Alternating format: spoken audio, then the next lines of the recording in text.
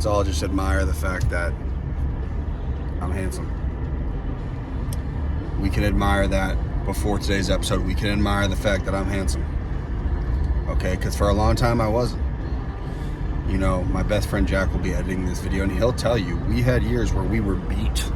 I mean, ugly. And then we found the weights, we found the creatine, we found the Hims pills, and pretty soon our stock just started going up. A couple movies didn't hurt either, and a couple poppin' parties if you ask me, but today's not about me and all my numerous accomplishments, my multitude of accomplishments. It's about a guy named John Scott.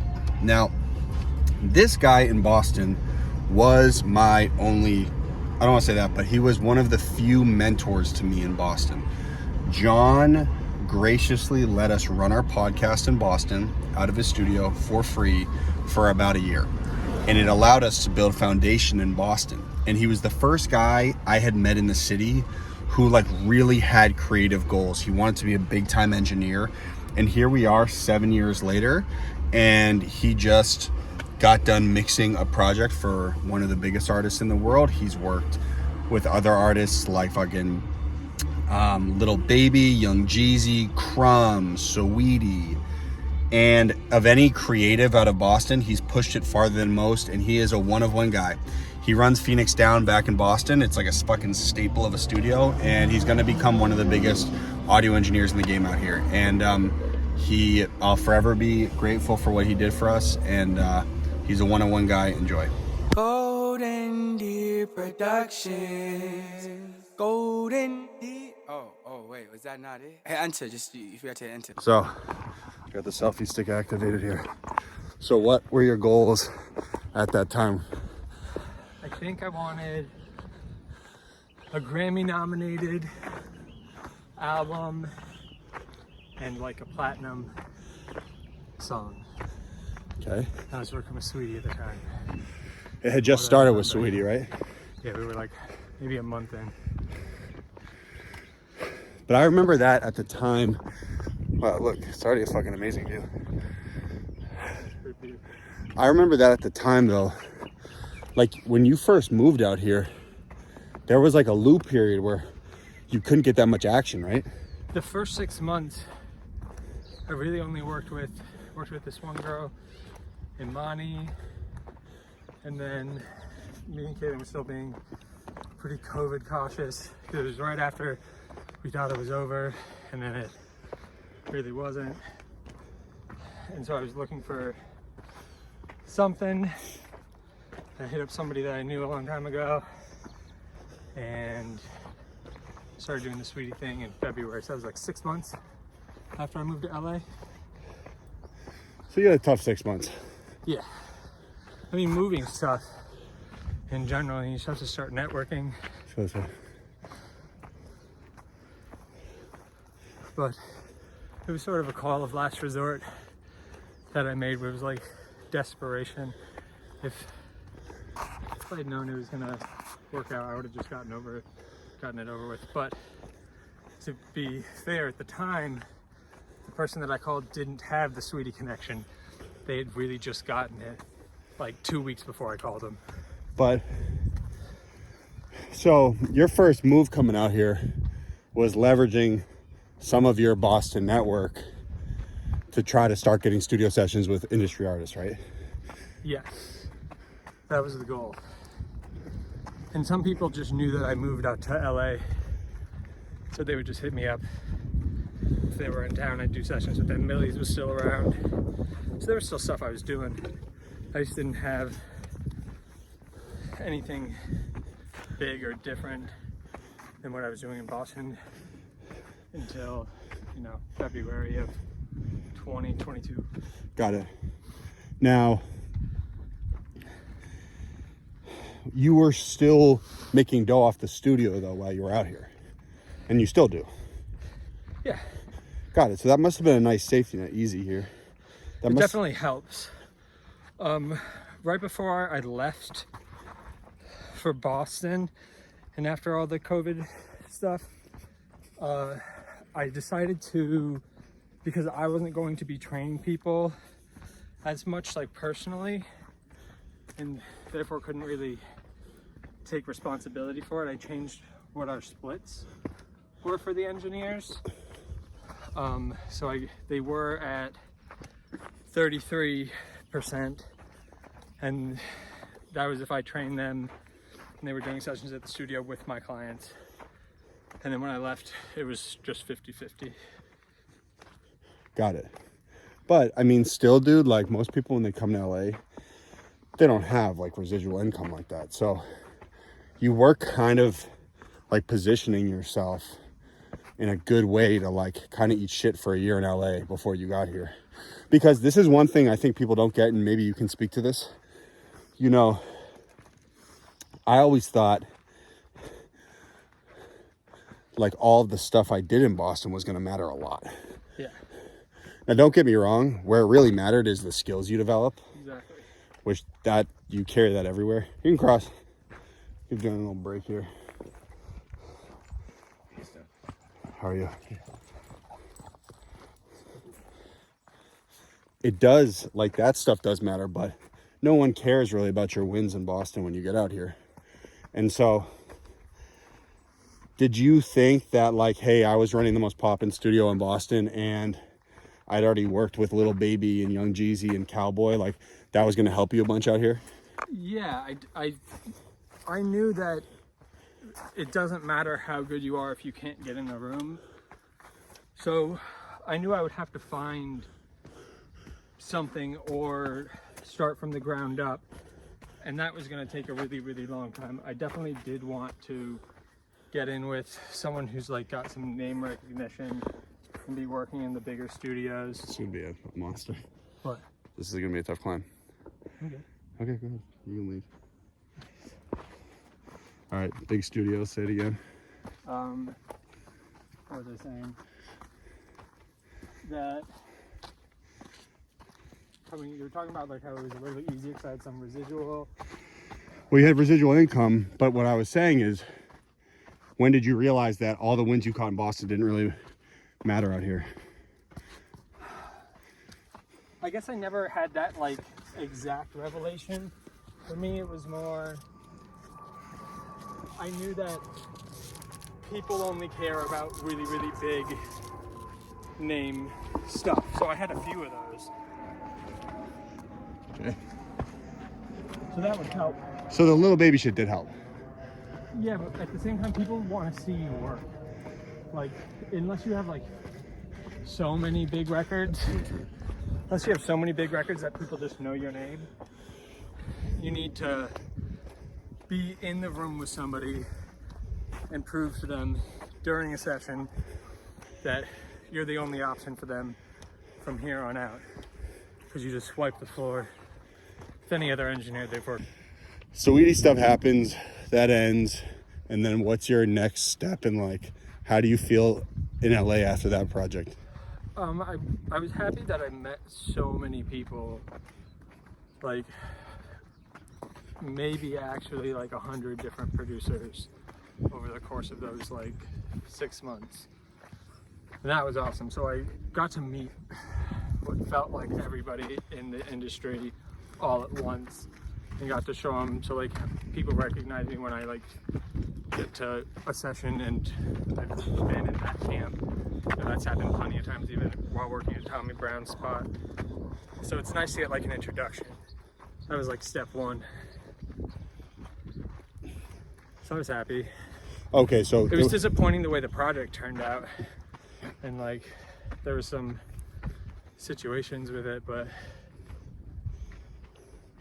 overall it was a good, like, I met Rance from that, I met Tommy Brown from that, I met Tommy Brown again. I'd met him with Jeezy way back in the day. Oh wow, I didn't know that. Yeah, so that he recognized me already, and then got my info, called me for some Normani sessions. Oh, Normani, I forgot about that. Yep. And I've been working at his spot. Working at his spot for a year and a half before the Kanye shit. Yeah, do you want to segue into that? So how did that all go down initially? Look at this, do you hear that? Little critter. First off, how sick was Japan? Japan was awesome. It was really cool. It sucks to be away from everybody, especially my wife, but it was really cool being in a like totally foreign place. It was really welcoming. Had a bunch of cool shit to do, really cool people. Stayed at nice hotels, had great food. Played darts, played pool. It was a fucking time. Definitely something I will never forget. It was great having Josh there.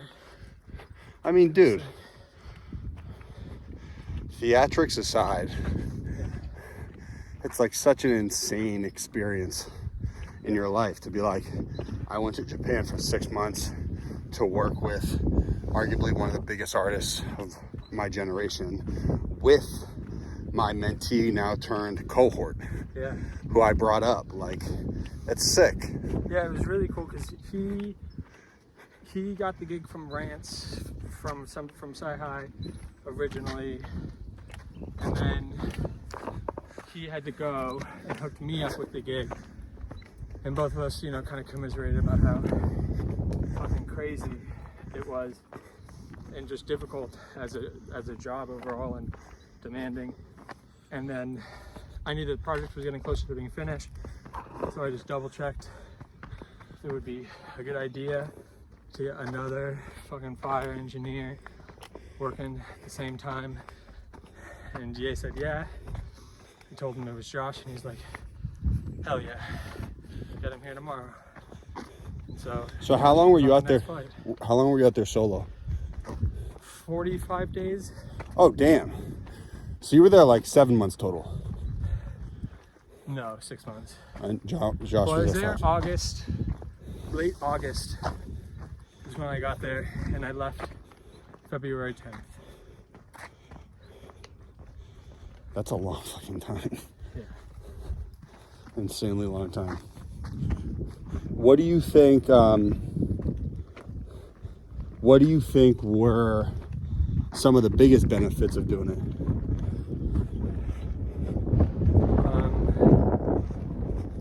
I learned how to do Personality management. Yeah, personality management for sure. It's just it's a little more extreme. It's even just being that high up, there's just more pressure. Learned how to get in contact with what felt like anybody. You're like, you know, just a family tree.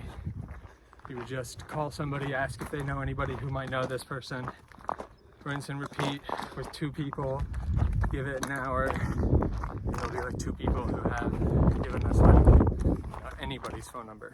Like what? Like another artist or? It could be anybody. But can you give me an It example? wasn't Justin Bieber, but it could be Justin Bieber. Yeah, but as can an you, example. but why was that a necessary skill set? Because he'd like if he wanted to get in contact with somebody. Oh, and then he put that on you guys. Yes. That's nice. We got a lot of stuff, anything and everything, you know, was kind of put on us. If it was a task that he wanted to be done right and he couldn't trust just anybody to do it, and it had anything to do with tech, any of those things, we did. Well, that must have been a fun aspect of the whole thing for you, dude, because you've been a fucking tech geek as long as I've known you. Yeah. I know, like, you guys buying that TV screen was sick, and like, Yeah, people saw the TV screen. well, that must, fucking huge. yeah, it must have been cool for you doing shit like that. No, it was. It was cool getting it done and seeing how fast what I would have said is gonna take a month, no matter what, a year ago. There were times where we got it done in 48 hours. That's an incredibly valuable skill set. Yeah. But also, you probably also We learned, benefited from the name drop. and also the fucking unlimited budget. All of those things benefit to make stuff just be able to happen. Yeah, how cool was that? Like dealing with money at that level. It was pretty crazy. It's like there's so many more possibilities, right? Like, Yeah. It's funny, he's got preferences for what he wants. You know, but it's not always necessarily like just the most expensive thing every time. I think that's what people mean when they say like, once you become a billionaire, you kind of can start dressing down.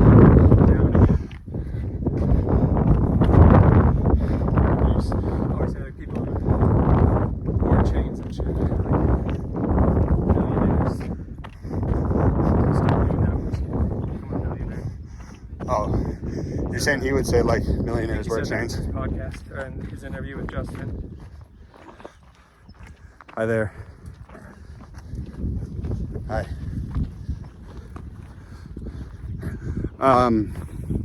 Was it, I mean, you were like part of a, I'm not trying to turn this into fucking TMZ, so I'm not trying to ask a stupid question, but like, you were part of a fucking like pop culture moment. Like, what is that like? Like that, It's weird seeing it was stuff- like, dude, that was like the #1 story on the internet. Yeah, it's actually easier to talk about that stuff because it's the stuff that's like actually public. So I try to not talk about anything because of the NDA that's not already public knowledge. Yeah. The weirdest part is definitely having like your family hit you up and being like sending you screenshots of news stories Like, are you okay, dude? and just being like, what is this? What is this real? And yeah, that part's some people have it worse.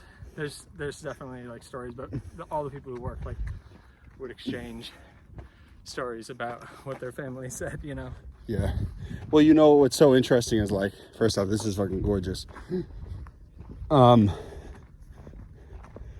We all consume media from an arm's length away. Like when huge stories, they just seem so distant. Yeah. So it's like you have this interesting perspective of like honestly being a part of something that was like so fucking huge. Yeah. It's You were in Reddit threads, bro. I was. That's They insane. did say my name and that scared me a little bit. I was like, I don't want people to come after me for John Scott AI. But it was cool at the same time. You know, have him at least show that, you know, he's working with people, and then it all turns out real fast right after that drop, like 2 days later. So it was very short-lived. Oh, the Reddit stuff was positive. No, not necessarily positive, but that's not in my control. It was just cool to get some recognition. But at the same time, I was kind of hesitant to get any recognition, so it was a perfectly mixed feeling. Yeah. Well, Like you feel some type of way if someone didn't put your name on that, but then after the shit that happened, you feel some type of way if they did. yeah, but it's also, and then, but also from a career perspective, it's like you also low-key kind of want people to know that you worked on a project of that magnitude. Yeah, but I also want them to know that You don't agree with anything politically. that I left as soon as all that shit happened. Yeah, well, I get it. So, how did you, just for the clarity and the content sake, like, John worked on with Kanye West. Yeah, yay. Okay. I don't want to disrespect him. He prefers to be called yay. Okay, well, But in Japan, I don't really care. okay, in Japan. So how did you feel when you left? Like, were you like, damn, like what a fucking insane ride? Yes, it was a little bit surreal, and a lot of it felt like it was forgotten, to be honest, because it wasn't going to be something that I was, like, I just knew he wasn't going to be able to get any samples cleared after that, and it was just something I wouldn't want to associate with, so it wasn't going to be work that I was proud of. Yeah, but So it just felt like- career advancement aside, though, I just mean like being caught in Japan during this insane media storm, also working with one of the biggest artists of our generation with your mentee, Yeah, while you guys are working on a project and Me and there's Josh at one point just played basketball. We just played like NBA 2K, and that was really fun. It was like the last days of senior year where you're like, you know, you're about to be done. So part of that was freeing, but it was a lot of mixed emotions, especially like in the beginning it was disappointing, and then we knew we were done, so it was kind of freeing. I got to spend a couple days hanging out, and then I know after we were done, Josh got to like go see some other parts of the world. yeah, Thailand and shit. So that's a dream. Have that freedom right after that. Yeah, but also, dude, from a career perspective, like you have like a one-of-one problem solving and personality management skill set now. Yeah. I mean, honestly. No, it definitely is. Someone's ever like, hey, dude, there's It's a like shit. him and Elon Musk, I feel like, would be some of the people that would be really, really fucking hard to work for. At least with Ye, the science is not really there. The science. Like, he's not asking us to do math. Oh, yeah. Not crazy math, at least. Now, how did your appetite change in terms of career accomplishment after that? Like, there's this Drake quote where he's like, you make your first $1 million, and then your appetite changes. And you're like, all right, I want to make my first $5 million. And then $5 million bucks. And it's like, all right, I want to make 20. I mean, in terms of like working with an established artist, bro, you're just a dude from fucking Boston from Phoenix, who built up a studio scrappily and just found yourself in this scenario. Yeah. So like, do you want to reach higher now? Are you like, I want to live a more like stable life? Kind of want to take it a little bit slower and set some roots now that more time has gone. LA is such a great place in general for what we do. That's just where it's at. So when people eventually do come from the studio in Boston, maybe we'll start a studio. You were talking about that last time you were here. Yeah, I could see us starting a studio out here. What'd you call it, Phoenix West? Maybe. I don't know.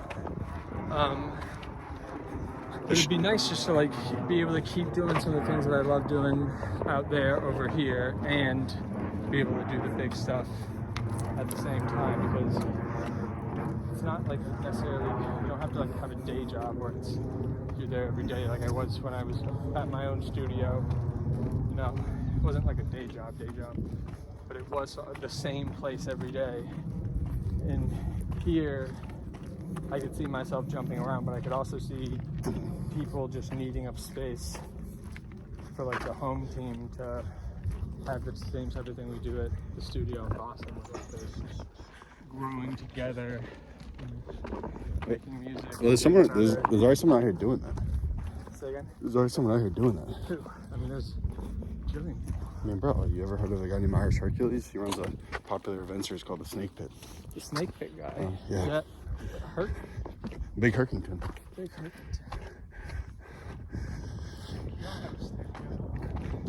Yeah, but I have a platform for all these Boston kids. Every time they come out, they got a whole network they already tap into. One of these days, all these little thespians will thank me too. Little plebeians. One day. Is this loop around, or are we gonna have to turn around? Oh, dude, you didn't bring your camping gear? I didn't bring my camping gear. Come on, man! Do you think if we were out here... Also, what are your thoughts on this 100 men versus one silverback gorilla? I'll give you my answer, but it's a serious answer. Sure. So you'd have to have like motivation. Otherwise, like if you were to put 100 people in a room who didn't know what they were doing and weren't told anything, and then a silverback gorilla, I think the silverback gorilla is gonna fuck them up. It also depends on how big the room is. But if the room is big enough and there's 100 people in there who, if they're told like your family will die if you don't kill this gorilla, give someone the proper motivation that no chance the gorilla is winning. Also, this part's kind of a joke, but I saw it on Reddit and I thought it was kind of genius. First person, you got to kill the first person and use their bones as weapons right off the bat. It's hypothetical. Ridiculous. Yeah, and then you get blood in their eyes, and yeah, they really focus on gouging. It's really dark. Also, gorillas have never killed a person. Gorillas have mauled like 2 people, one of them being a toddler, and the toddler survived. So like they don't have that killer instinct in terms of like wanting to kill us. At least they haven't shown like. I know, but dude, have you seen a gorilla fight another gorilla? Yeah. They're literally like Donkey Kong, bro. And it's like, how are you even gonna wrangle that thing up and hold on to it? No, you need to have also. The big thing. Do I get a mountain? Do I get the mountain? Well, I was gonna say, what if we're like in this environment? We're fucked, bro. No, we're fucked. If we are in this. No, but we're gonna win if it's in a closed environment. If it's in an open environment and if there's no time period, I think the gorilla gorillas could just pick us off one by one and just like go fuck off. All right, so in this canyon, 100 men, one silverback gorilla. Silverback gorilla's got a chance. No, it's got the W, bro. This is a good chance. This is I think the big thing that people don't understand about humans. And if you didn't know, dude, I'm an accomplished ultra endurance athlete. Yeah. That's just a side note. You walk? How many? You did 10 miles? So I did 100 miles. Oh, 100. That's what it was. Now my point is, I don't think a gorilla could do 100 miles. They can't. And so that is the one statistical and tactical advantage is human endurance. So like if they could somehow tire the thing out, then they could start beating on it. Totally. But even if 4 people each grabbed on to like one arm, someone's going to be able to gouge its eyes out. Like 100 people trying to just Facts. Like, bigger people just sitting on it, just not letting go, sacrificing themselves, are going to be able to make it immobile, and then you can kill it. Yeah, the eyes. You gotta go for the eyes. Yeah, you go for the eyes and the thing's going to tire out, and then you just got to wait until it gives up. All right, what about 1 man versus 1 jaguar in this environment? Jaguar. Okay, what about 10 men versus 1 jaguar in this environment? I don't want to hurt any more animals. Yeah, okay, well. I don't want any more people to die either. Yeah, I don't either, but it's part of life. That's nature, brother. Yeah, 10 versus 1. I don't know. 4 people killed a grizzly bear. Dude, imagine if a grizzly bear just walked up this trail. We would be so done for, dude.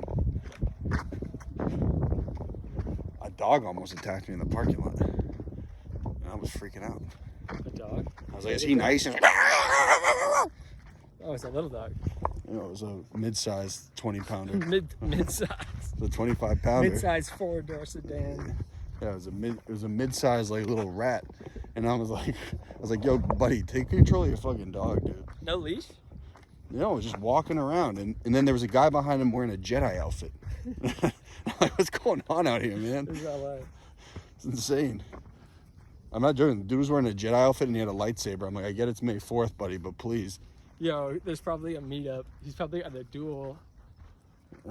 Oh, you think so? Yeah, definitely. You kind of take me as a potential LARPer. I would give it a shot. I think it would be fun. You think you'd be successful? Oh my god, immersing myself in the story? Yeah. No, actually defending yourself in LARP. I don't know. But I don't know what I would really LARP. Like paintballing was fun though when I was a kid. There's a handful of people taking action. All right, slow, John. Go very slow, dude. This is... Fuck. Hold on. You're way more scared than me. Fucking Captain Jack Sparrow. I like that. All right.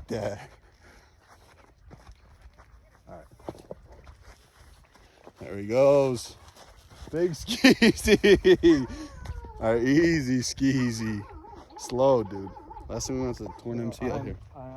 I'll be okay. I think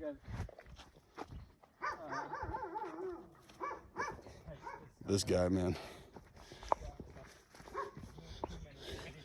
Yeah, all right. Oh, don't speak too soon, buddy. Still got half a mile to go.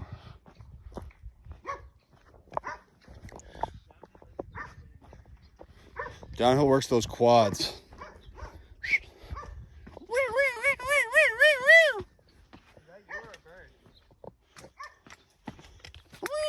That sounds like a bird. It's supposed to be a cat. All right, ball main daddy. Pause. I really like this trail. This was a cool one. I'm glad I was back around. This is what in the hiking community they call an out and back,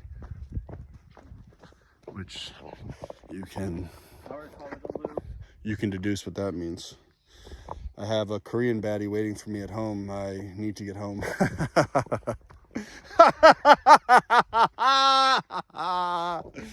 Big Skeezy. Is that your favorite nickname you've ever had? No, but a lot of people call me it. No one's calling you Skeezy-atrix. Who? Trey at the street, they call me Big Skeez. Okay, but who started the trend? Yeah. Skeezy! He calls me JC. You're kind of like The epitome of health. You want me to get ahead of you so we can finish up this episode or no? Oh no, I'm still going. Yeah, we can go into the park. Fuck it. Let me lead. Oh shit, this is looking a little sketchy, John. This might be the one. I got a feeling. Dude, one sec. This is how we gonna do it. Episode 7, hiking in a snake pit. We take you off the road night to Sariona. Ah! Bro just fucking drop kicked my back. What the fuck, man? Why'd you look at me and smile? You're a fucking demon, dude. I barely hit you. Look at the avalanche. Hold on, relax. Easy. I just want to go down. Yeah, thank you for fucking breaking breaking my tailbone, dude. That was fine. I don't even have steel-toed boots. Yeah. Okay, me and Big Skeezy just wrapped up a hike in Sariona State Park. He's an amazing young man. He drop kicked me in the back, and I'm so proud of the guy he's becoming. It felt good. Golden Deer Productions. Golden Deer. Oh, wait, was that not it? Hey, enter. Just you forgot to enter.